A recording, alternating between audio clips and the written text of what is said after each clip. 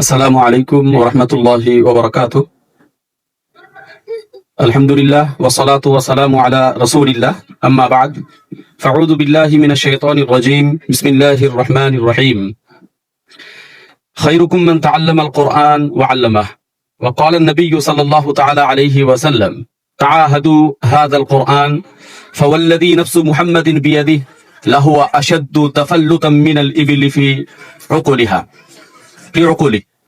শ্রদ্ধেয় ও সম্মানীয় আজকে সভার সভাপতি মহাশয়, সঞ্চালক, মঞ্চে উপবিষ্ট ওলামায়ে কেরাম এবং আমন্ত্রিত অতিথিবৃন্দ, আমার সম্মুখস্থ মুসলিম শ্রোতাবৃন্দ এবং মা ভগিনীগণ আর আমার স্নেহভাজন ছাত্রীরা, এতক্ষণ থেকে আমরা বিভিন্ন বিষয়ে আল জামিয়াতুস সালিহাত লিল বানাতের ছাত্রীদের মুখ থেকে বিভিন্ন বিষয়ে বিভিন্ন বক্তব্য, হামদ, নাদ বা বিভিন্ন বিষয়ে উপস্থাপন শুনলাম। এতে মনের গহীন থেকে, অন্তরের অন্তঃস্থল থেকে একটা শব্দ না বললেই নয় যে আল জামিয়াতুস সালিহাতের প্রতিষ্ঠাতা বা এর কর্মকর্তাগণ যারাই রয়েছেন, তাদের জন্য মনের অন্তরের অন্তঃস্থল থেকে দোয়া বেরিয়ে আসে, আল্লাহ যেন এদেরকে দুনিয়া ও আখিরাতে মঙ্গলময় জীবন দান করুন। সবচেয়ে বেশি যার জন্য বলতে হয় তিনি হচ্ছেন ফদিলাতুল কারি উবাইদুর রহমান আল ফুরকানি হাফিজাহুল্লাহ তনয়া, ফদিলাতুল শেখা ও ফদিলাতুল মুআল্লিমা আবিদা সুলতানা হাফিজাহাল্লাহ ওয়া তাওয়াল্লা।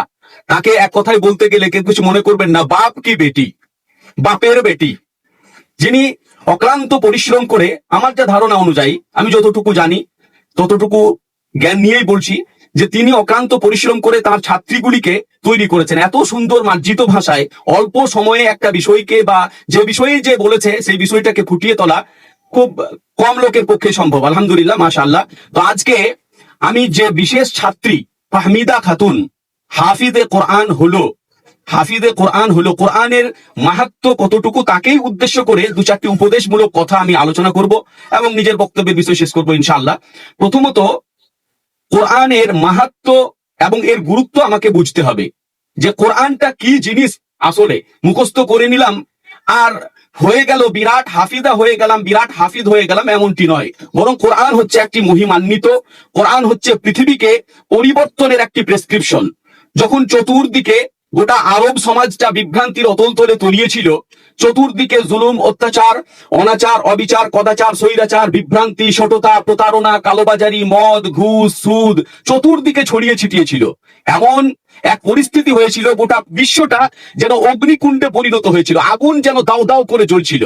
আর তদানীন্তনকালের সমস্ত মানুষ দিশেহারা পাগলের মতো, কীট পতঙ্গের মতো সেই অগ্নিকুণ্ডের দিকে ঝাঁপিয়ে পড়ার জন্য অতি দ্রুত গতিতে এগিয়ে আসছে। এমন তো মুহূর্তে, এই সময় আর কিছুক্ষণ পরেই তারা অগ্নিকুণ্ডের মধ্যে ঝাঁপ দেবে, সারা পৃথিবীর সমস্ত কিছু নিঃশেষ হয়ে যাবে, সমস্ত কিছু শেষ, খতম হয়ে যাবে, আর কিছু থাকবে না। এমন মুহূর্তে বিশ্ব ব্রহ্মাণ্ডের একচ্ছত্র অধিপতি, মহান রব্বুল আলামিন, বিশ্ব যুগ ও সংস্কারক, মহাত্মা মহাপুরুষ জনাবে মহানবী মুহাম্মদুর রাসূলুল্লাহ সাল্লাল্লাহু আলাইহি ওয়াসাল্লামের উপরে ফেরেশতা কুলের সরদার জিবরিল আমিন আলাইহিস সালামের মাধ্যমে ঐতিহাসিক হীরা গুহার গোপন পুকুরিতে, গোপন গহ্বরে তিনি অবতীর্ণ করলেন, ইকরা বিসমি রাব্বিকাল্লাযী খালাক। তুমি পড়ো সেই প্রভুর নামে যিনি সৃষ্টি করেছেন। অর্থাৎ কোরআনের সর্বপ্রথম বাণী দিয়ে তিনি সূচনা করলেন, অন্তর থরথর করে কম্পমান হবে, কাঁপবে আল্লাহর ভয়ে, আল্লাহর ভীতিতে। সুতরাং সর্বপ্রথম আমার অন্তরে আল্লাহর ভয়, আল্লাহর ভীতি, আত্মসংযমিতা আনতে হবে।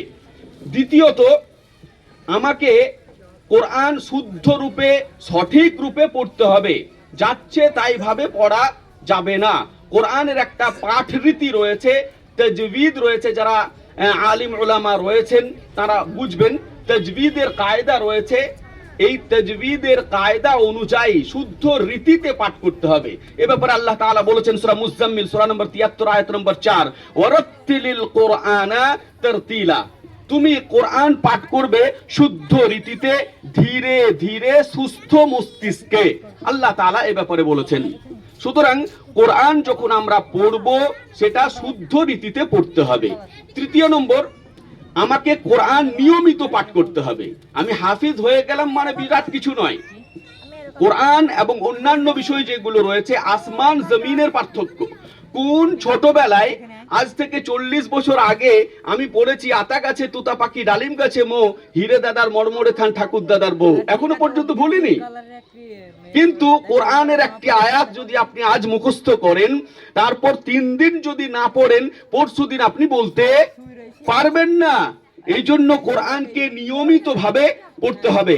এ ব্যাপারে আল্লাহ রাসূল সাল্লাল্লাহু আলাইহি ওয়াসাল্লাম বলেছেন, সহিহ বুখারী হাদিস নাম্বার 3055, তাহাদু হাদাল কোরআন, এই কোরআনকে নিয়মিত পাঠ করবে। পাঠ করলাম 2 দিন 5 দিন পড়লাম না, ভুলে যাবে। ফাওয়াল্লাযী নাফসু মুহাম্মাদিন বিয়াদিহি, সেই সত্তার শপথ যার হাতে মুহাম্মাদের প্রাণ, লাহুয়া আশাদ্দু তাফাল্লুতান মিনাল ইবিল ফি উকলিহি, এই কোরআন হচ্ছে বেঁধে রাখা উটের চেয়েও পলায়নপর। একটা উটকে যদি আপনি বন্দি করে রাখেন, তারপর যদি সে ছাড়া পায়, সে আপনার ঘরে থাকবে না, সে নিজেকে স্বাধীন করে নেবে, উড়ে পালাতে চাইবে। ঠিক কোরআনও ওই বন্ধন মুক্ত উটের মতো আপনার কাছ থেকে পালিয়ে যাবে যদি আপনি নিয়মিত পাঠ না করেন। অতএব আমার মা, ছোট মা, তারকে আমার উপদেশ যে এই কোরআন যাতে ভুলে না যাও, এই জন্য নিয়মিত পাঠ করতে হবে। আর চতুর্থতম হচ্ছে, শুধু পাঠ করেই ক্ষান্ত। রাসূল সাল্লাল্লাহু আলাইহি ওয়াসাল্লামের জীবন চরিত্র কেমন ছিল? আয়েশা রাদিয়াল্লাহু তাআলা আনহা উত্তরে বললেন, কানা খুলুকুল কোরআন, আল্লাহর রাসূলের জীবন আলেখ্য, জীবন চরিত্র, জীবন চরিত ছিল আল কোরআনি।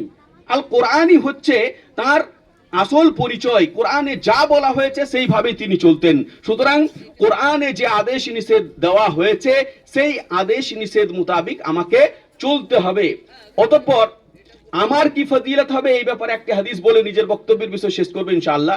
এ ব্যাপারে সুনানে আবি দাউদ হাদিস নাম্বার 1464, আল্লাহ রাসূল সাল্লাল্লাহু আলাইহি ওয়াসাল্লাম বলছেন, কিয়ামতের দিন হাফিজ এবং হাফিজাকে বলা হবে, তার মর্যাদা কতটুকু এ ব্যাপারে বলা হচ্ছে, ইউকালু লি সাহিবিল কোরআন, হাফিজ এবং হাফিজাকে বলা হবে, ইকরা ওয়ারতাকি, তুমি পড়ো আর উপরে উচ্চ স্থানে চাপতে থাকো। একটা আয়াত পড়বে আর একটা উঁচুতে স্থানে চলে যাবে। ওয়ারাত্তিল কামা তুরাত্তিলু ফিদ দুনিয়া, এবং তুমি ধীর স্থির ভাবে নিয়মিত ভাবে পড়তে থাকো একটির পর একটি আয়াত, আর তুমি উচ্চ স্থানে যেতে থাকো।